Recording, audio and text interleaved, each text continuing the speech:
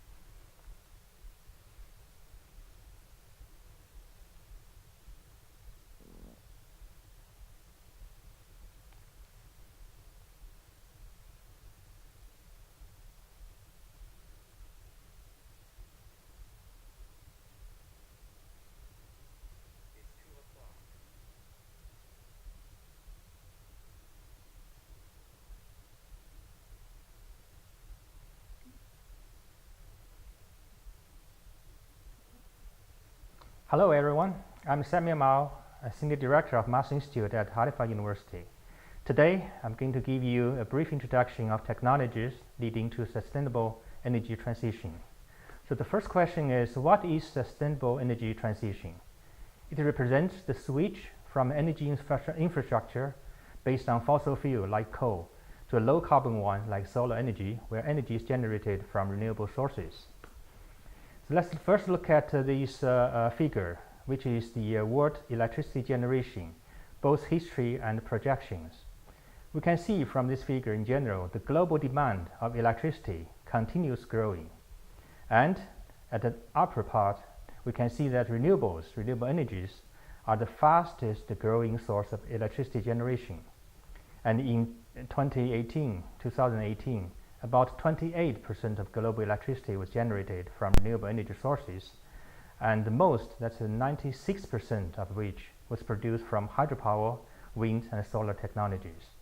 And for projection, by the year 2050, renewable energies would account for about half of total world electricity generation.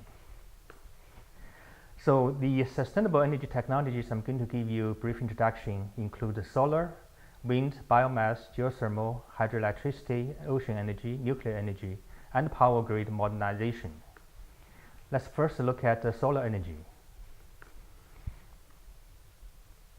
We know that solar energy resources on Earth are enormous and non-polluting and virtually inexhaustible. Solar energy actually is the driving mechanism behind many other renewable energy sources such as wind and biomass. The solar energy intercepted by the Earth in 1 month is equivalent to all the energy originally stored in the conventional energy resources of coal, petrol, and the natural gas on planet. That's actually a tremendous amount of energy. And typically, you may heard of photovoltaics. So photovoltaic cell, sometimes simply called solar cell, is designed to transfer energy contained in individual photons from solar light, penetrating semiconductor materials to electrons that are channeled into an external circuit for powering electric load. So a PV solar panel would consist of multiple PV cells, photovoltaic cells, typically on the order of 50 to 120 cells, connected together in electric circuits that can be connected to exterior circuits at single points. So this figure is the typical solar cell. And from solar cell, people can make solar module. You can see from this figure. And from solar module, making solar panels, and then eventually making PV systems, or solar systems. And typically for residential and commercial loads, the maximum output on the order of 80 to 200 watts per panel. So a PV system usually combines a large number of panels together, forming an array to reach what required for the system. The photovoltaic progress has tremendous progress over the past 10 years. You can see that over the past 10 years, both for residential, commercial, and for utility, the cost of photovoltaic technologies has reduced typically 5 times. And the design of operation of a practical PV system, a solar PV system, usually require some additional component.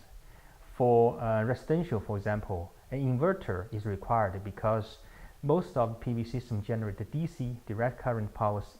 So, in order to use for as an AC load, we need to have an inverter. For off-the-grid system, would require a battery bank to store excess electricity production during sunny times, to be used at night or during cloudy weather. If there's no batteries, then other outlet must be provided for excess production, which otherwise would pose a hazard. So in addition to PV generating electricity directly from irradiation of solar energy, the second technology of solar energy is so-called solar thermal system. That is the most obvious use of solar energy for direct heating, which has been used for I think hundreds of years, even 1,000 years, for for crop drying, space heating, and so on. The current technology is so-called concentrating collectors. That is, concentrating solar power technology uses mirrors to reflect and concentrate sunlight. There are 4 basic types of solar thermal technology. One is dish engine system. You can see from the figure. That's typically a parabolic dish mirrors direct concentrate sunlight onto engine that produce electricity. The second type is so-called the parabolic trough system, or sometimes called the linear CSP collectors. The receiver tube means that the tube having heat transfer fluid is positioned along the focal line of each parabola-shaped reflector. The heat transfer fluid would be heated and generating high temperature steam, which would drive a turbine generating electricity. The third type is similar, is so-called the linear Fresnel refractor system, or another type of linear CSP collector. Not parabolic system mirrors, but rather flat, slightly curved mirrors mounted and tracked on the ground that are configured to reflect sunlight onto a receiver tube fixed in space above the mirrors, similarly generating high temperature steam and driving the turbine generating electricity. The fourth one is different. It's called the power tower.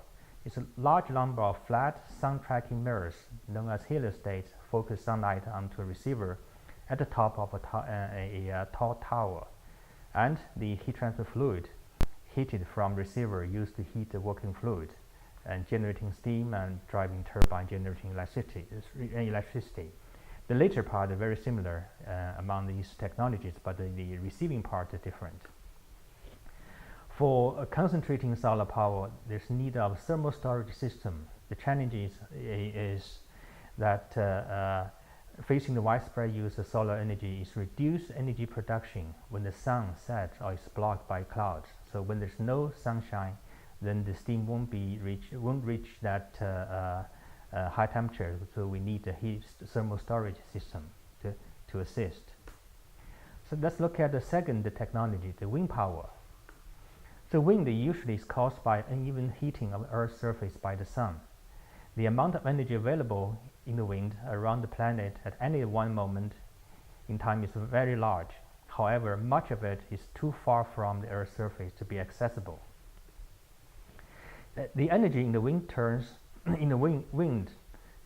2 or 3 propeller-like blades around the rotor. The rotor typically connected to the main shaft, which spins the generator to create electricity, shown in this schematic illustration. So this figure, the picture just shows how large is typical the wind power system, comparing to the size of a person. Almost all large wind turbines have the same design, a horizontal axis with turbine having an upwind rotor with 3 blades attached to a nacelle on top of a tall tubular tower. In a typical wind farm, individual turbines are interconnected with a medium voltage, the power collection system and communication network, and in general a distance so-called 7D distance, that's 7 times the rotor diameter of the wind turbine is set between each turbine in a fully developed wind farm. And the utility scale turbines usually range from 100 kilowatts to several megawatts. Larger wind turbines are more cost effective, are grouped together into wind farms. Also, offshore, the wind turbines can be built on land or offshore in large bodies of water like oceans and lakes. And the typical trend is upscaling offshore wind turbines. The bigger is better in general. So this upscaling trend is driven by the need of minimize cost and maximize efficiency. The second trend is moving further offshore to deeper waters, which would allow for larger projects and enables access to the more energetic and more consistent wind that are prevalent way further from the shore. So this is a photo of the offshore wind turbines. The third technology I briefly introduced is hydropower and ocean energy. The energy of global water cycle, which is driven by the sun, can be tapped to produce electricity or from mechanical tasks. And the hydropower technology generates power by using, in most cases, a dam or diversion structure to alter the natural flow of river or other body of water. There are three types of hydropower facilities: impoundment, diversion, and pumped storage. The impoundment technology structure is the most common one, which typically uses a dam to store river water in a reservoir. The water released from reservoir flows through a turbine, spinning it, and which would in turn activate the generator to produce electricity. The water may be released either to meet changing electricity needs or maintain a constant reservoir level. This is the first, the dam type of impoundment.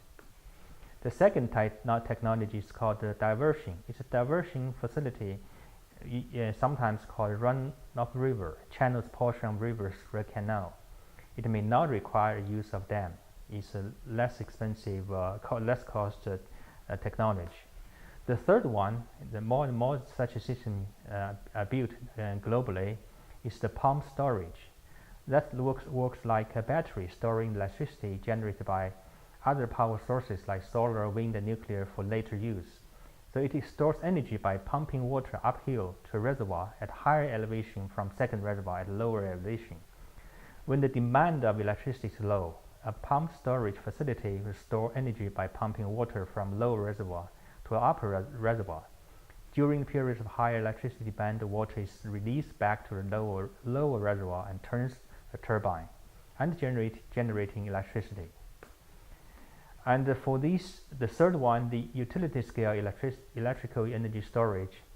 And in addition to conventional hydropower, this pumped storage hydropower is an important piece of renewable energy portfolio because it acts as a utility scale grid storage technology. It's very important. Another category of technology is marine energy. Mostly in the research R&D stage, not globally large-scale deployment yet. So I will skip these mostly, just show you a few pictures of different technologies under development, the marine ocean energy. The fourth technology is the geothermal energy. So geothermal energy is heat derived below the Earth's surface, which can be harnessed to generate clean, renewable energy. And typically, how deep? Typically mile or a few kilometers deep into the Earth. A geothermal resource will require three components: a fluid, heat, and the permeability. That in order to access heat, the fluid must come into contact with the heated rock, either via the natural fractures or through stimulating rock. So there are three basic technologies of geothermal technologies. The first one is the so-called conventional hydrothermal resources. That is a geothermal resource having all the three components, containing all three components: fluid, heat, and permeability, to generate electricity. So this photo shows the world's largest producer of geothermal energy in California, the Geysers geothermal field. The second common geothermal resources is so-called enhanced geothermal systems, which contains heat similar to conventional hydrothermal resources, but lack of necessary groundwater or the rock characteristics to enable energy extraction without subsurface engineering and transformation. So these enhanced geothermal systems will extract heat by creating a subsurface fracture system to which water can be added through injection wells, and the rocks are permeable due to minute fractures and pore space between mineral grains. And injected water is very important in this type of systems. It's heated by contact with rock and returns to surface through production wells, as in typically the hydrothermal systems. So enhanced geothermal systems are growing in the field. Is growing more and more. The third one is so-called low temperature and co-produced geothermal resources, which is a non-conventional one. And the low temperature and co-produced resource represent a small but a growing sector of hydrothermal development in geothermal resources. The temperature range usually about around 150 degrees C, and in the low temperature, so-called binary using organic working fluid, binary cycle, thermodynamic cycle electricity generating technology can be used to develop to generate electricity using this type of low temperature geothermal resources. So this slide shows in general the different types of geothermal systems. I just mentioned earlier that the mostly is the enhanced geothermal resource systems. To the very left-hand side, there's a heat pump. Heat pump is not really used for generating electricity. It's for a few meters beneath the Earth's surface for heating the residential buildings, houses. The fifth technology, to give you a brief introduction, is about the biomass. Biomass is an organic renewable energy source that includes materials such as agriculture and forest residues, energy crops, and algae. And the bioenergy is a form of renewable energy that is derived from recently living organic materials known as biomass, which can be used to produce transportation fuels, heat, electricity, and other products. So there are 7 basic categories of biomass feedstocks. The feedstock is basically renewable energy resource. Dedicated energy crops, agricultural crop residues, forestry residues, algae, wood processing residues, municipal waste, and wet waste. Biofuel, that's energy for transportation. So biomass is one type of renewable resource that can be converted into liquid fuels known as biofuel, I just mentioned for transportation. There are 3 typical types of biofuel: ethanol, biodiesel, and renewable hydrocarbon drop-in fuels. The 2 most common types of biofuels in use today are ethanol and biodiesel. And for generating biopower, that is energy for heat and electricity from biomass. So biopower technologies convert renewable biomass fuels into heat and electricity using process like those used with fossil fuels. And there are 3 ways to harvest the energy stored in biomass to produce biopower. The 3 ways are burning, bacteria decay, and conversion to a gas or liquid fuel. And biopower can typically offset the need for carbon fuels burned in power plants, thus lowering the carbon intensity of electricity generation. So for burning is very much like burning a coal. So most electricity generation from biomass is produced by direct combustion. The process is the biomass is burned in a boiler to produce high pressure steam, and this steam flows over a series of turbine blades, and the rotation of turbine drives the generator producing electricity.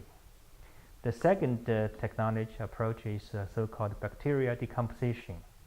The organic waste, the biomass, is collected in oxygen-free tanks where the material is decomposed by the bacteria that produce methane and other byproducts to form renewable natural gas, which can be purified and used to generate electricity.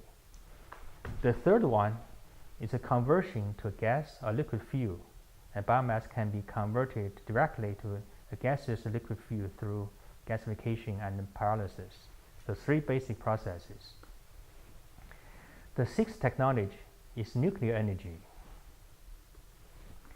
Nuclear energy is energy source that can deliver significant amount of energy without emitting greenhouse gases and without consuming finite fossil fuel resources. And known fuel resources and present-day fission reactors, nuclear fission reactor designs, would allow the world to depend on the resource for between 20 to 30% of world electricity needs. Nuclear energy is energy in the bonds between subatomic particles in the nucleus of an atom, and nuclear energy systems aims to control the release of nuclear energy for application to human purpose, most commonly in the generation of electricity for distribution in the electric grid, power grid. Nuclear energy can be obtained through two technologies. One is fission, that is splitting of nucleus of one heavy atom, resulting in two or more smaller nuclei. The second one is fusion, that's the joining together of two light or small nuclei into a large one. The fission is a currently technology, and the fusion technology has not been commercialized yet. Energy release during these nuclear reactions is transferred to a working fluid, like many other renewable technologies, such as pressurized water steam, and then this thermal energy in form of steam is converted into electric energy in a conversion device, a system, driving a turbine, and so on. Because nuclear bonds are extremely strong, the amount of energy released by nuclear reaction is very large. The reaction associated with nuclear energy is fission. I just mentioned that the current technology is nuclear fission. The most common reaction used to release nuclear energy for electricity generation today is the fissioning of uranium atoms, in particular uranium-235 atoms. Like to the right-hand side, the schematic, a neutron hit a uranium atom, generating two smaller atoms and splitting this nuclear uranium-235. The release results in the release of very large amount of energy in addition to splitting to two smaller atoms. This concept is so-called chain reaction. The process that is a process in which, on average, each reaction produces one neutron that eventually fissions another uranium atom that is called critical.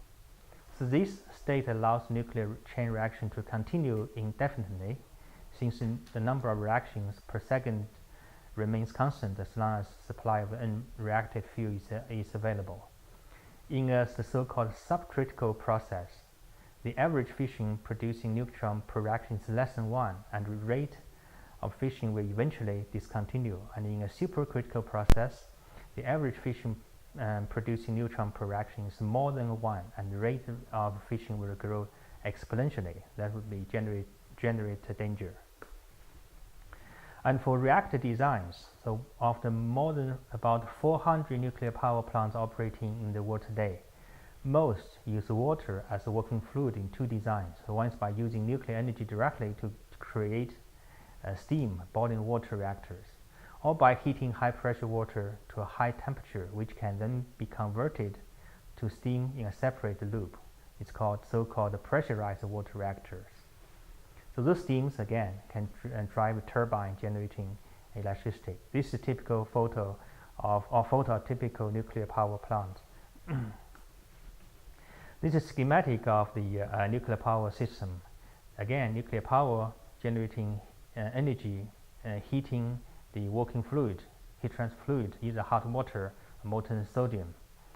And this heat transfer fluid would heat the water, generating high pressure steam, which drives turbine generating electricity. And the nuclear power has surpassed hydroelectric power today as the largest source of non-fossil electricity in the world. Therefore, the use of nuclear power makes a significant contribution to reducing CO2 emissions. And in the schematic and beneath, you can see that one nuclear energy facility can power close to 700,000 homes every day, which would only emit less carbon than one hydroelectric car. So we can see the contribution of nuclear power to reducing CO2 emissions. The seventh, last technology I would like to introduce is the so-called power grid modernization. Most importantly, to implement the previous 6 renewable sustainable technologies into the power grid. So here's a global trend of the power industry. Over more than 100 cities worldwide report that at least 70% of their energy production is from renewable, and more pledged. A few hundred cities pledged to work toward the goal of energy generation that is 100% renewables. And utilities, power utilities, are now decisively showing that portfolios of renewable energy storage, that's energy storage, and efficiency provide better performance than fossil fuel plants at a lower cost in many parts of the world. For power grid, for almost 100 years, the power grid has powered our nation's economic growth and prosperity. Electricity is delivered to us through the nation's electricity grid. In the U.S., for which the U.S. National Academy of Engineering has named the power grid as the greatest engineering achievement of the 20th century. The schematic is a traditional electric power grid, which includes three components: generation, transmission, and distribution to every household. Transitioning to a modernized grid is a process, not really an endpoint. So transitioning to a modernized power grid, it is transformation from the so-called monolithic grid to one that is modular and agile, from centralized generation characterized by decisions driven by affordability and reliability, to the grid that is of both centralized and distributed generation, and intelligent load control characterized by decisions driven by cost, environmental sustainability, contained events, personalized energy options, and security from all threats.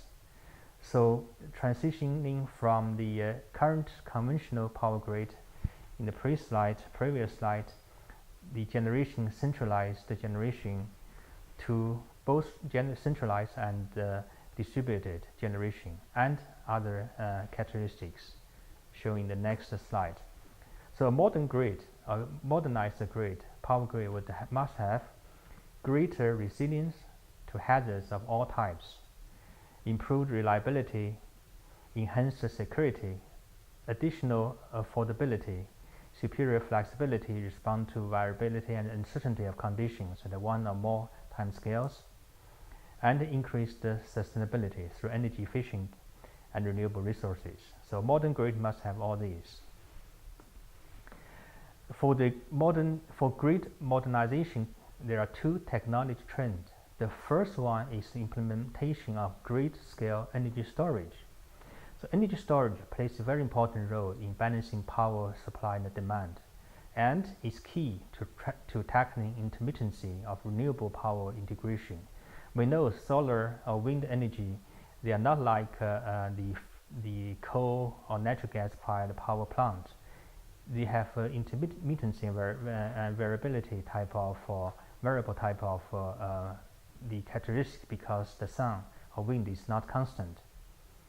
The interest in energy storage, has increased 10 times in the past year, driven mostly by increasing grid instability and the electricity price. And in January 2020 this year, the U.S. Department of Energy announced a comprehensive program to accelerate development of next-generation energy storage technology. That, for the U.S., would position U.S. as global leader. And I think globally, there are many countries that are going to follow. For grid-scale energy storage, would enhance in general the power system flexibility and enable high levels of renewable energy integration. There are 6 basic technologies that can be implemented into the grid-scale energy storage. The first is lithium battery-based technology. Tesla is producing these type of systems. The second is redox flow battery systems.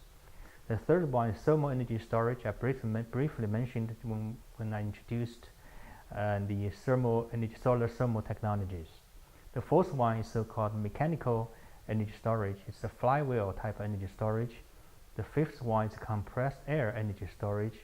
The sixth one is pumped hydroelectric storage, which I introduced when we discussed about the hydropower electricity.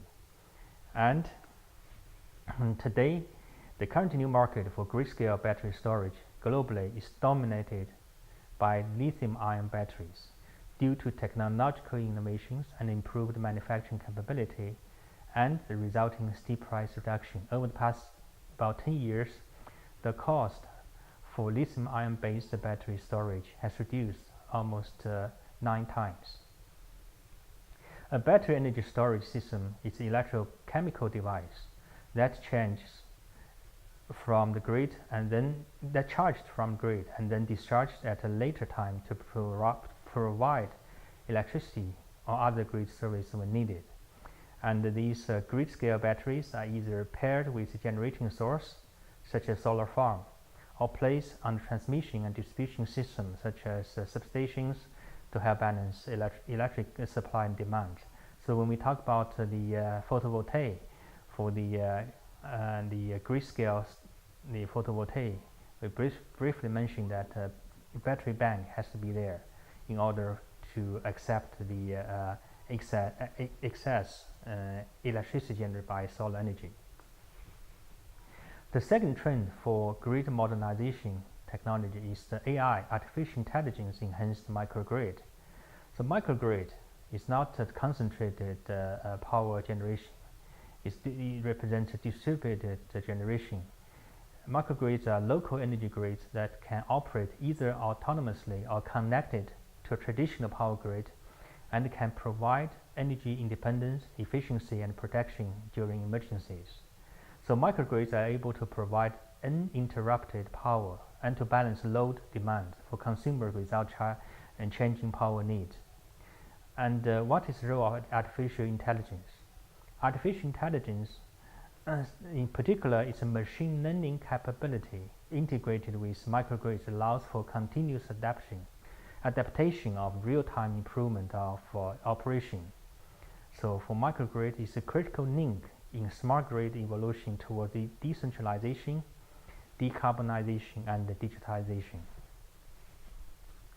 For the history of microgrid is over 100 years. In 1882, in the U.S., Thomas Edison opened America's first power plant in Lower Manhattan to deliver power to 59 customers. And today, the overall power grid has yet to receive a modern overhaul in general. A vast network of power plants, transmission lines, and distribution centers. So we do need the grid to be modernized, in particular by implementing renewable, sustainable energy, the power resources. So how can the power grid be modernized? For the smart grid, fully automated power delivery network that monitors and controls every consumer and node, ensuring a two-way flow of electricity and information. And the second thing is artificial intelligence, as mentioned. It is the brain of a smart grid. Artificial intelligence technology continuously collects and synthesizes data from millions of smart sensors to make timely decisions on how to best allocate energy resources. The deep learning algorithm, a system where machines learn on their own from spotting patterns and anomalies in big data, will revolutionize both demand and supply side of energy systems. So the power grid modernization, two aspects, smart grid and artificial intelligence. And the large regional grid, the power grid, is expected to be replaced by microgrids that manage local energy needs with better resolution. And microgrids can be paired with new battery technologies that allow power to continuously flow to and between local communities, even when there's an outage in the broader power systems. So for the on the supply side, the AI, artificial intelligence, will allow transition to an energy portfolio with increased renewable resources production and minimal disruption from natural intermittency, variability. On the demand side, the smart meters, for example, from consumer sensors along transmission lines would constantly monitor demand and supply. And the sensors communicate with the grid and modify electricity use during off-peak times, thereby relaxing the workload of grid and lower prices for consumers. The benefit for both supply and the demand side, the ultimate users. So the question is, what would be the best way to integrate and optimize high concentration of clean energy resources and respond to grid events rapidly? So energy systems that can make decisions and respond to events without human intervention. That's the ideal case. That is autonomous microgrids supported by artificial intelligence, machine learning. So this basically summarizes what I gave you a brief half-level introduction of sustainable technologies leading to the transition of the overall, in particular the power modernization, power grid, the solar energy, wind power, biomass, geothermal energy, geothermal power, hydro and ocean energy, nuclear energy, and eventually the power grid modernization that just start to see. And finally, let me repeat what I introduced you the first. The sustainable energy transition represents the switch from energy infrastructure based on fossil fuels to a low carbon ones, which I introduced 6 technologies where energy is generated from renewable resources, which would be carried out by the modernized power grid. Thank you for your attention. If you have questions, I would be very happy to answer.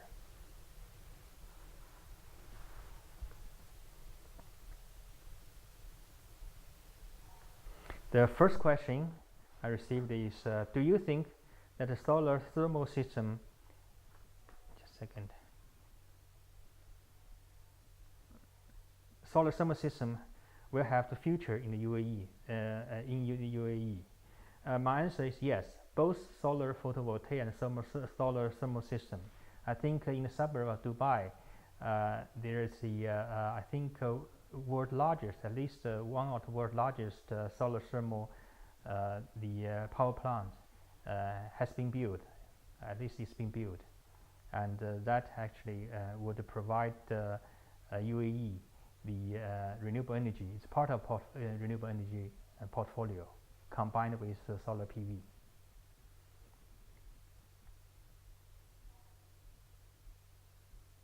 And the related question is, which system do you prefer the most to produce electricity as for the cost too?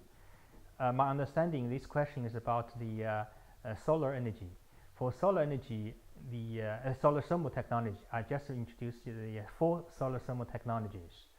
And if you ask me, the answer to this question depending on the criteria.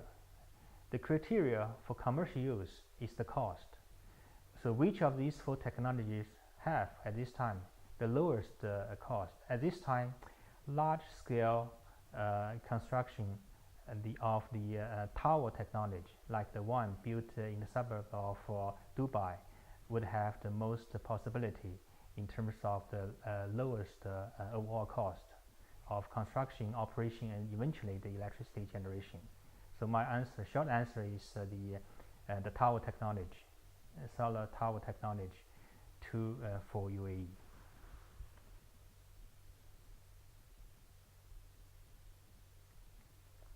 Also have a question, do you have any tips for the students who would like to enter this field? And is this a difficult major? I just introduced 6 sustainable energy technologies, and the one for the power grid, basically integration of all the renewable technologies. It covers very broad areas ranging from the material science, like battery materials, solar PV materials, even the solar thermal, the absorption materials, to mechanical engineers, thermal engineers, those the design the energy conversion systems, to nuclear engineering field, which include optimize the new, in particular nowadays, the cutting-edge modular nuclear power plants designs, and to electric engineering field in terms of the modernize the power grid, to computer science, artificial intelligence, the design of the algorithm for better power grid. the different areas in terms of whether you can enter, how for student how to enter the field. My usually answer to students really depending on your interest, and after you take this any major, you study systematically from simple one to intermediate level to advanced level. Eventually, just like everyone else, like me, we start from student. Eventually, we master all the technologies and eventually become expert in one of these field. So, students should not be worried about getting the subject too difficult. No subject is too difficult. It's difficult as long as you get into the field and study systematically, step by step. You are going to be expert in this respective field. And this field, sustainable field, I just mentioned, covering all these major field areas, is expanding and becoming more and more important, not only in UAE but also globally. Okay, again, thank you very much for your attention. Bye bye.